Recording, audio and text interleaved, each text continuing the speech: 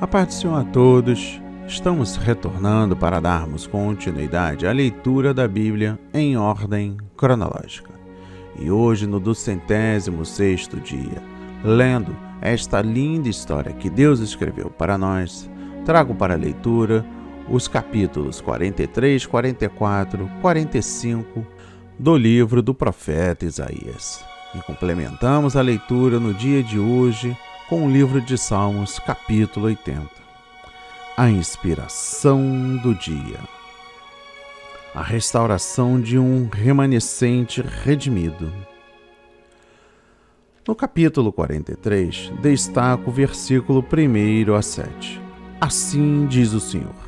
Nesta sessão, Deus expressa seu amor a Israel e as bênçãos adivinhas deste amor. Todas as bênçãos aqui mencionadas pertencem principalmente aos filhos de Deus, mediante a fé em Cristo. Deus nos criou e nos redimiu, pertencemos a Ele. E Ele conhece cada um de nós pelo nome. Diante de problemas difíceis, não seremos vencidos, pois Ele está conosco. Somos preciosos e honrados à sua vida e objetos de seu grande amor. Nos versículos 8 a 13, trazei o povo cego. Embora Israel ainda fosse espiritualmente cego, Deus revelava um futuro para ele. No seu plano de redenção ainda seriam suas testemunhas e seus servos. Dos versículos 14 a 21, Babilônia. Deus julgaria os babilônios e livraria o seu povo. Eles receberiam uma coisa nova, isto é, uma nova época de perdão, bênção, restauração e da presença de Deus. Por isso, louvariam ao seu Deus. Dos versículos 22 e 28, contudo, tu não me invocastes a mim. Nesta época em que Isaías escreveu, Judá ainda não buscava a Deus, seu perdão e ajuda. O povo continuava no lamaçal do pecado. Caso eles não se arrependessem, seu final seria a miséria e o escarnário. No capítulo 44, destaco o versículo 3. Derramarei o meu espírito sobre a tua posterioridade. Embora Israel fosse, em grande parte, uma nação desviada de Deus, no tempo de Isaías, este profetizou que um dia o Espírito Santo seria derramado sobre uma geração futura.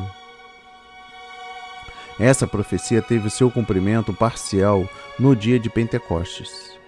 Seu pleno cumprimento para Israel terá lugar quando os israelitas aceitarem Cristo como seu Messias. No versículo 5, destaco: Eu sou do Senhor.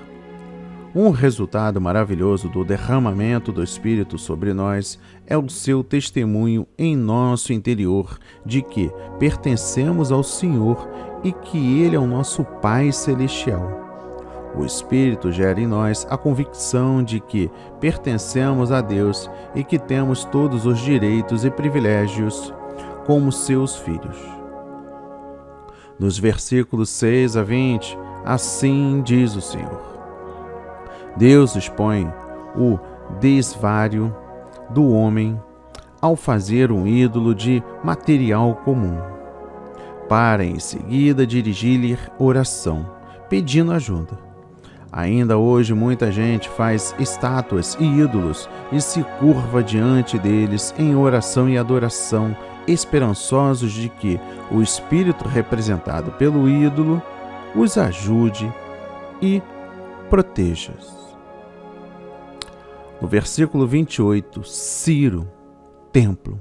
Isaías identifica Ciro pelo nome como aquele que daria início à libertação dos judeus do cativeiro. Esta profecia foi anunciada 150 anos antes do seu cumprimento, em 538 a.C. Ciro expediu um decreto autorizando os judeus a voltarem para Jerusalém e reedificarem a sua cidade e o seu templo. Deus determinou de tal maneira os eventos do nascimento e da vida de Ciro, que os planos e os propósitos divinos cumpriram-se ao pé da letra. E por fim, o versículo 45 do livro do profeta Isaías. No versículo 1 destaco ungido Ciro. Embora não fosse um servo de Deus, Ciro é chamado de o ungido, o mesmo título que Deus deu a seu filho, o Messias ou Cristo. Ciro, 550 a 530 a.C., foi ungido no sentido de que foi usado por Deus a fim de realizar a tarefa importante de libertar Israel do cativeiro, a fim de Deus levar avante o seu plano de usar Israel na salvação da raça humana. Ciro fundou o Império Persa, que durou 2 séculos. Conquistou a Babilônia em 539 a.C. e logo permitiu aos judeus voltarem à sua terra. Dos versículos 14 a 17. Deveras Deus está em ti. Virá o dia em que todas as nações reconhecerão que o Deus de Israel é o único Deus e em que Israel nunca mais será envergonhado. No versículo 22 destaco: sereis salvos vós todos os termos da terra. Deus convida todas as pessoas da terra a se arrependerem e virem a Ele para serem salvas.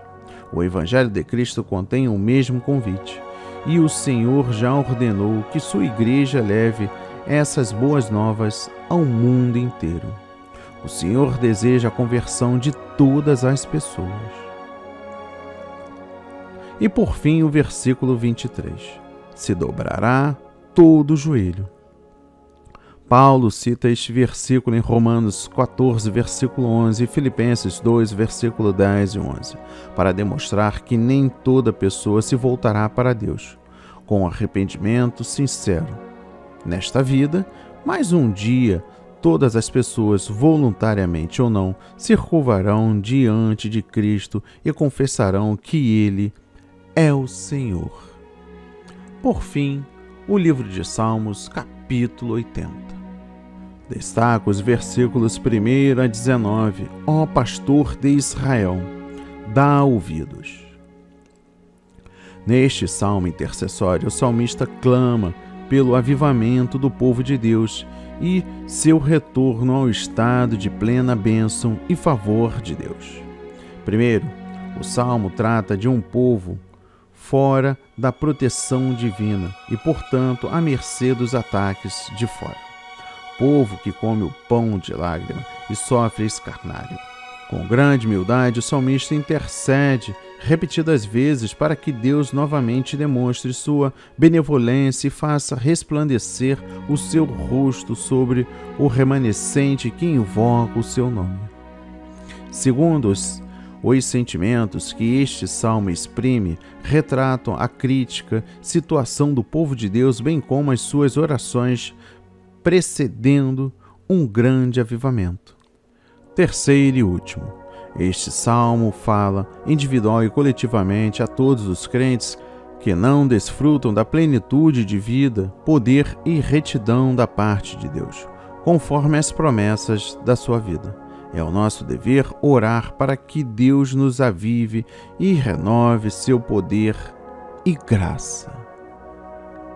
Que a leitura de hoje toque o seu coração, transforme a sua vida para a honra e a glória do Senhor.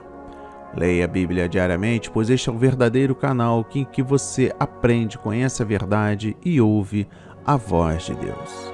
Amém e graças a Deus.